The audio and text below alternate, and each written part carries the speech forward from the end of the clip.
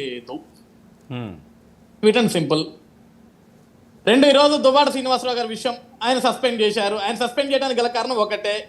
ఈ మధ్య of the record 2-3 ఇంటర్వ్యూల్లో కూడా లోకేష్ గారి గురించి, ఎన్డీఏ కూటమి గురించి, వీళ్ళ పాలన గురించి దువ్వాడ శ్రీనివాస్ గారు కానీ మాధురి గారు కానీ ఇద్దరు కూడా వాళ్ళు మాట్లాడటం అవి వీళ్ళకి నచ్చలేదు.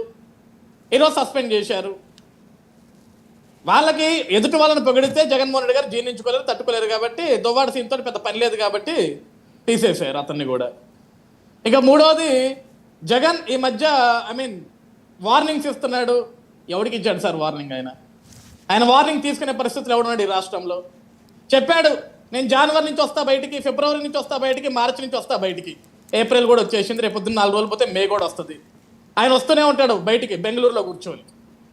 ఈ రాష్ట్రంలో నిజంగా సమస్యలు ఉంటే జగన్మోహన్ రెడ్డి ఇప్పటికి 100 సార్లు ఈ రాష్ట్రంలోకి వచ్చి రోడ్లకి ధర్నాలు చేసేవాడు.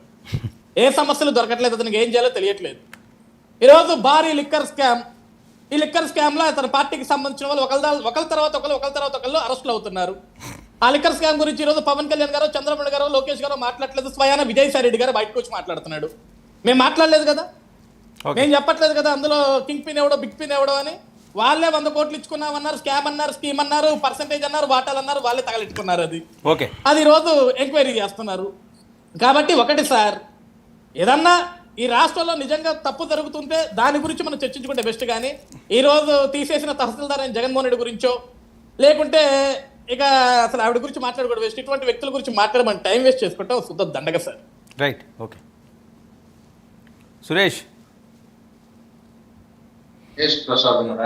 సార్, మీకు ప్యానెల్లో నాతోటి డిబేట్ లో పాల్గొన్నటువంటి అందరికీ కూడా నా నమస్కారాలు. ఏంటి సురేష్ అసలు అంత దారుణంగా రోజా గారు మాట్లాడుతున్నారట? రోజా గారు మాట్లాడినటువంటి మాటలని మీరు ఆ రోజు మీరు మీరు పక్కనే ఉన్నట్టున్నారు కదా సురేష్?